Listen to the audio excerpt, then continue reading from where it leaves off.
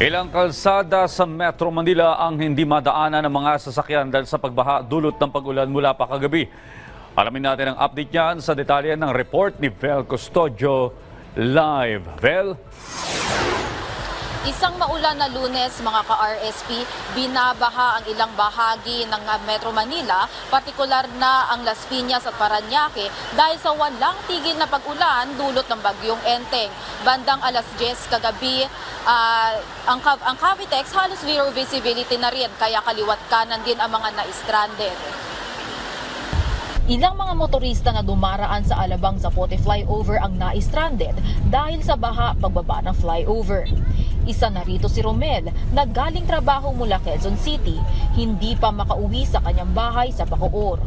Sinubukan ko lumusong kanina sa C5 extension. Kamusta naman po yung paglusong? Ayun, tumirik yung motor ko, so kailangan kong itulak.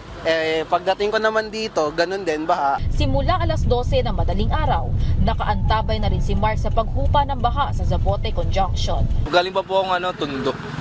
Tapos saan po kayo pupunta? Dasma po, Cavite. Baka hanggang umaga na rin po kami dito eh. Wala kaming ibang route na pwedeng puntahan eh. Dito lang talaga eh, pa Cavite.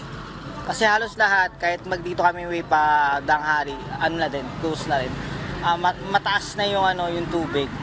Hanggang bewang na halos ang baha sa ilalim ng Alabang Zapote flyover bandang alas 3 ng umaga. Apektado rito ang mga ruta patungong Parañaque at Bacoor. Wala na halos nakakadaang sasakyan. Ang iba, nagbangka na. 10 hanggang 20 barangay sa Las Piñas ang apektado ng baha base sa huling tala ng City Disaster Risk Reduction and Management Council. Sa ngayon po, muhupa na yung mga lugar na binaha sa amin dahil tumigil na rin po kasi yung pag-ulan simula bandang bago mag alas 12 ng hating gabi. May mga binahang area po dito sa Las Piñas, pero yun po yung time ng kalakasan ng ulan kaninang mga bandang alas 10. Binabantayan din ng CDRRMO ang pagsabay ng ulan sa posibleng high tide sa lugar. Base po dun sa mga forecast or mga weather bulletin ng Pag-asa, inaasahan nga po na palalakasin nung bagyong Enteng yung habagat. So yun po yung inaasahan naming makakaapekto dito sa Las Piñas, lalong-lalo pati na rin po sa Kalakhang, Maynila. 21 ang naitalang evacuee sa lungsod. Ayon naman sa CDRRMO, makakabalik na rin agad ang mga evacuee sa kanilang mga bahay kapag humupa ang baha. Wala namang naitalang sugatan o nawala dahil sa bagyo.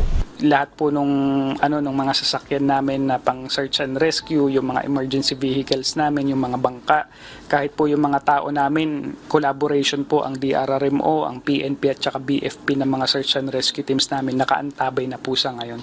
Samantala, aabot na hanggang 2 kilometro ang traffic sa northbound lane ng South Luzon Expressway as of 6 a.m. Stop and go ang mga sasakyan mula Cavitex papasok ng Kawit. Ngunit wala na ring usad ang trapiko. Payo naman sa mga motorista na mag-ingat sa pagmamaneho sa basang kalsada dahil sa sunod-sunod o tuloy-tuloy na buhos na pag-ulan. Balik sa iyo, Audrey. Okay, ingat kayo dyan. Maraming salamat, Vel Custodio.